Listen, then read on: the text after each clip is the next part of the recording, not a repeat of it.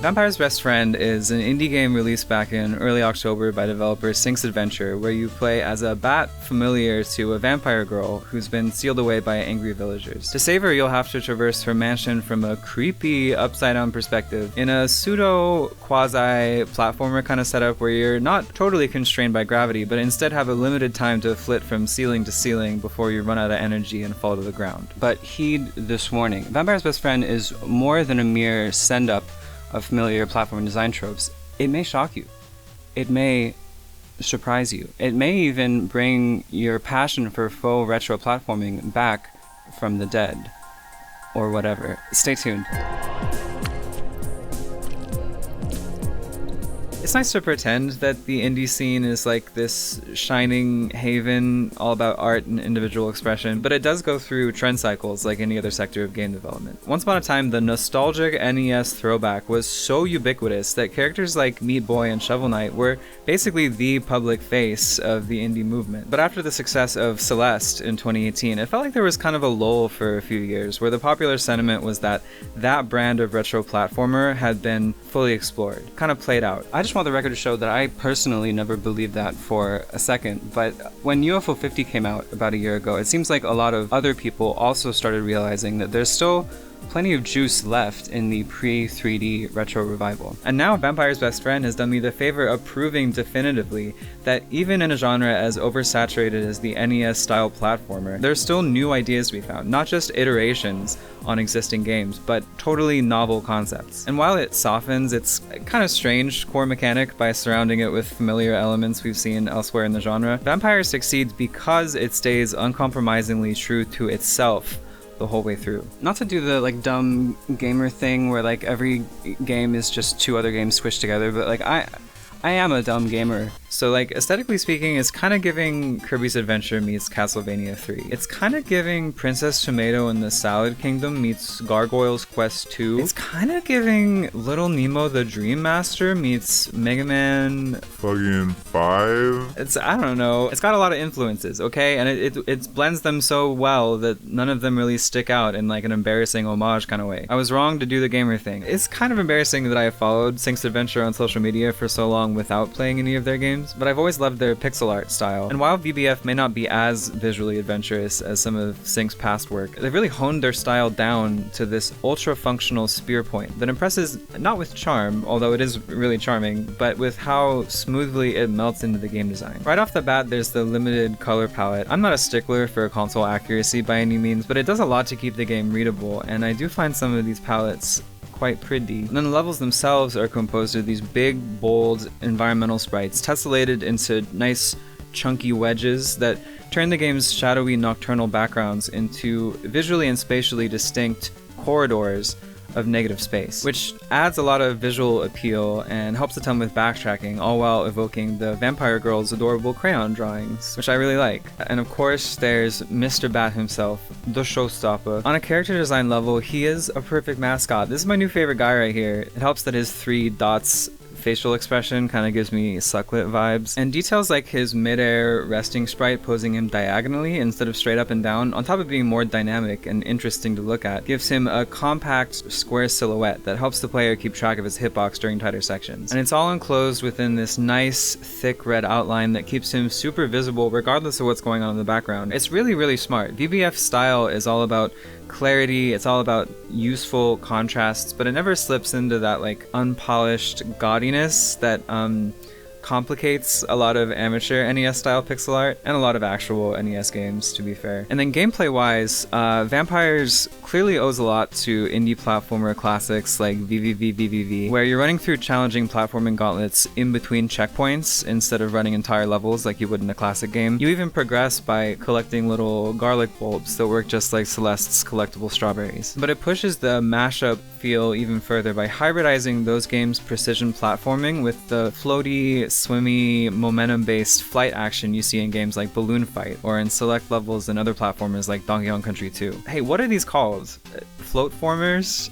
Sound off in the comments, I guess. This was the aspect I was most excited for. Balloon Fight is one of my all-time favorite NES games, and I love float 'em ups and helicopter likes in all their forms. There's just something about a control scheme that refuses to give you like absolute direct control over your character and forces you to constantly be like planning and committing to these wide sweeping movement arcs that just activates my neuron. And Vampire's Best Friend incredibly achieves this with just 2 inputs. You can flap up and to the right or up and to the left, and that's it. None of Squawks' directional movement, none of Balloon Fighter's more nuanced floats and hovers and stuff. 2 buttons. Look, it's not that out there or anything, but it was so not what I was expecting based on trailer footage that I died probably a dozen times in the first room alone, which was fun in its own special kind of way. To be totally transparent, I'm not always that into precision platformers. I tend to prefer action games where there's room for error and the action is centered around recovering from error and ultimately unfucking yourself. And lately I've been kind of souring on the whole era of indie platforming that gave us the modern version of this genre. The discourse is shifting, okay? I've seen it. In the wake of Silksong, I've heard some strong arguments that frequent checkpoints and a focus on level design over character movement encourage you to just bash your head against the same short stretch of level until you get lucky, instead of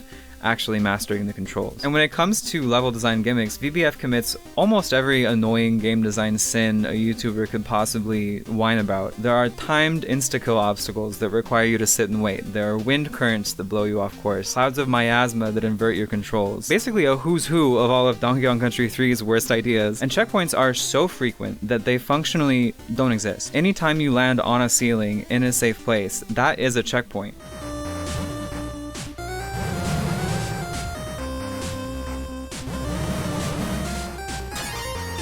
You can probably feel that there's a but coming, right? I should rephrase that. Here's the thing. The game arranges all these design elements so thoughtfully and explores them all so thoroughly that I've basically been gaslit into liking them again. Once you accept that your character is slow and floaty and you learn to make fewer inputs at smarter moments instead of just spamming back and forth all over the room, none of this stuff matters. You really don't have to sit and wait all that much since you respawn instantly and slow-moving obstacles reset every time you die. The inverted controls thing is literally a skill issue. I got used to it, and the fact that you pretty much set all your own checkpoints shifts the flow of platforming gameplay so radically that it basically creates a new paradigm.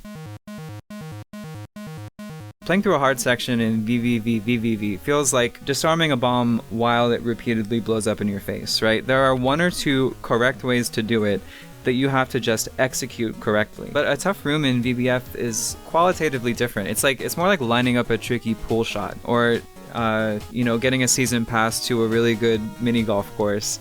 I don't know sports like that. In a standard precision platformer, checkpoints are what structure the action and slice it up into discrete chunks. But in the absence of hard checkpoints, Vampire's Best Friend is instead split up into maneuvers. Individual actions you, the player, are choosing based on nothing but your priorities, which feels really, really cool. Scrambling and adapting is fun, but it turns out so is choreographing and carrying out one really important bat swoop that you've had to spend time tweaking and testing out. Now, when you're good enough to hit the first ending, that's when the game becomes about adaptability. You know me, okay, I'm not much of a speed gamer, but I found that even with some experience under my belt, batch movement was still layered and unpredictable enough that I wanted to go fast. Just being able to traverse the map without random deaths slowing me down made old level layouts feel interesting again while I was going for completion. Dude, it is so refreshing to play like a Metroidvania-esque map platformer that actually gives a fuck about traversal instead of showering you with abilities that sidestep or trivialize traversal. On paper, it should be a drag to navigate back to an isolated room where you left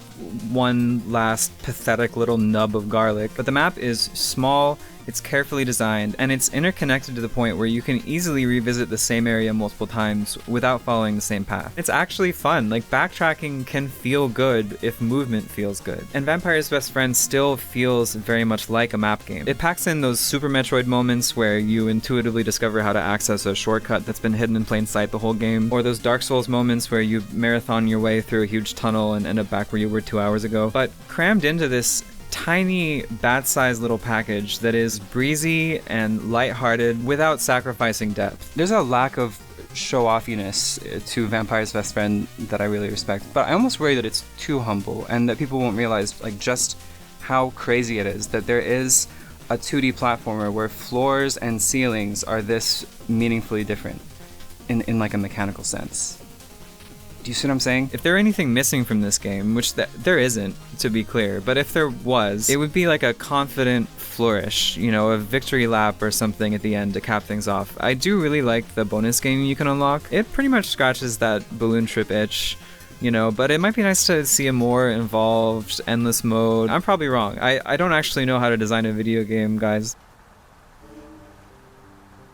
To be fair, this is obviously meant to be a speed game that you like come back to over and over, which I don't know if I'll do that or not. I might. That being said, I did beat Vampire's Best Friend in about 3 or 4 hours and collected, I think, all the garlic by hour 6, so it was speedy even for me. And it's amazing to me just how quickly within that time span its control scheme went from intimidating and obtuse to like second nature. That's not a small achievement. For years, the conventional wisdom in indie spaces was that if you want your indie game to be successful, like really, really successful, it needs to pretty much feel and play like other games people already like. The controls should feel familiar, so should the physics, everything, right down to the fucking button layout. Even if your pitch relies on a game being tough and uncompromising, you have to prepare your audience for that in your marketing. You have to placate them with buzzwords like game feel and coyote time. You gotta pump the brakes somewhere and make some other area of the game frictionless. That demand for standardization and consumer friendliness that crept in from the AAA space had such a zombifying effect on indie game design in the late 2010s and early 2020s. Obviously, I'm painting this in broad strokes, and this really only affects a certain segment of indie game dev, but I don't know, it looked kind of bad. I was like kind of an indie doomer for a while there. The thing is, like, as the demographic who actually grew up with retro consoles continues to age, faux retro game development becomes less and less about rekindling sentimental Gen X childhood emotions and more about new experiences crafted by and for hobbyist sickos who got into this shit decades after it was already outmoded. Which is great news for me, because I'm mostly interested in games made by sickos. I'm not talking about, like, difficulty. You know, Vampire's Best Friend goes out of its way to take pressure off the player through its open design. But in the specific ways VBF chooses to balance its difficulty, I see the outlines of a new era where throwback games maintain just a little more of the old school design philosophy. You know, let it be a little janky, let it be a little unapproachable, instead of giving players the Disneyland version of an NES game that quote-unquote plays like how you remember it, a la Shovel Knight. Friction is in, baby. And listen, I loved Shovel Knight in 2014, okay? The instant I hear the opening sting from that main theme, I taste double IPA in my mouth and I start salivating like Pavlov's dogs. But after a certain point, you have to learn to recognize when it might be time to stake the vampire. You know what I mean?